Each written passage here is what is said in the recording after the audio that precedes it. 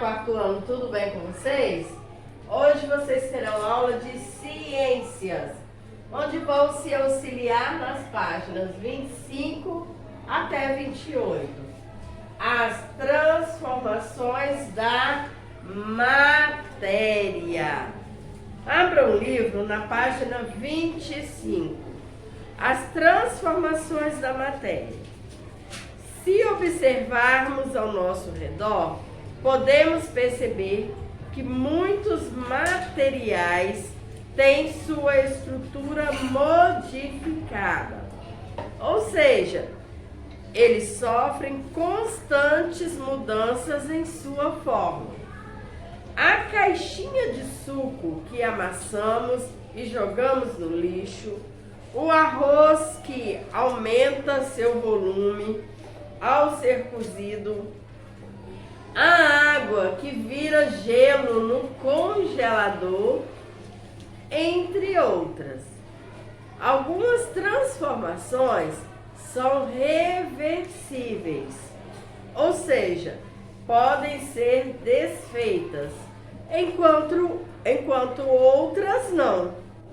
De acordo com esse conceito, as transformações sofridas pela matéria podem ser classificadas em física ou química. Vamos para os exemplos? Transformação física.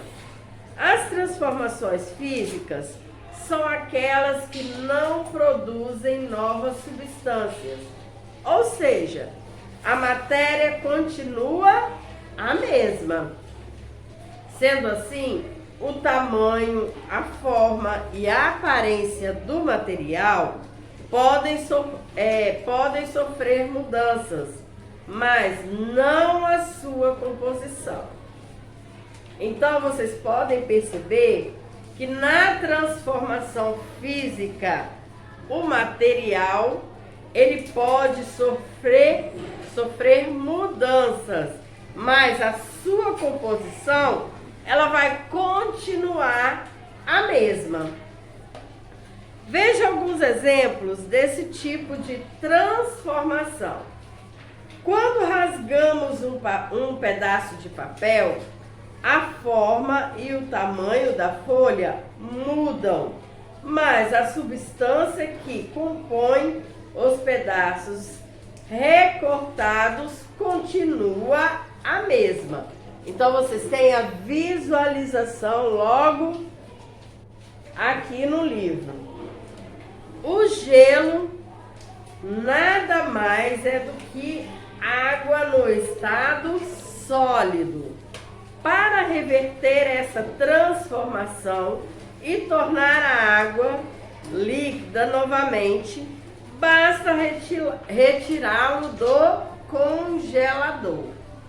Metais, como o bronze e o ferro, são derretidos para que dessa forma sejam remodelados em diversos produtos. Agora nós vamos para o exemplo da transformação química. Nas transformações químicas, a composição da matéria passa por mudanças, ou seja, uma ou mais substâncias se alteram, dando origem a compostos diferentes. Dizemos então que ocorre uma reação química. Reações químicas são transformações irreversíveis, ou seja, o material transformado não podem voltar a ser o que era. Vamos para os exemplos? Então, alguns metais reagem aos poucos com oxigênio, causando um fenômeno chamado de oxidação.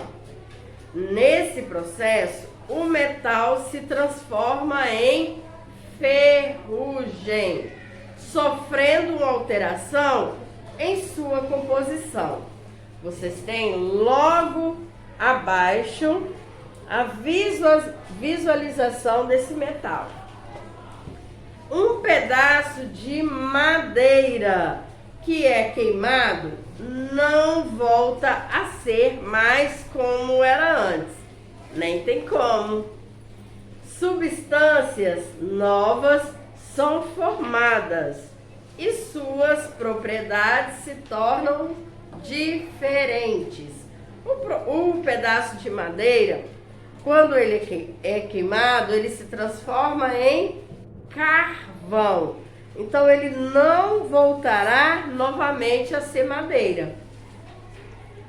Os materiais da origem orgânica, como os restos de um animal, folhas ou frutos, sofrem uma transformação química por ações de fungos e bactérias que alteram suas características, chamadas de decomposição.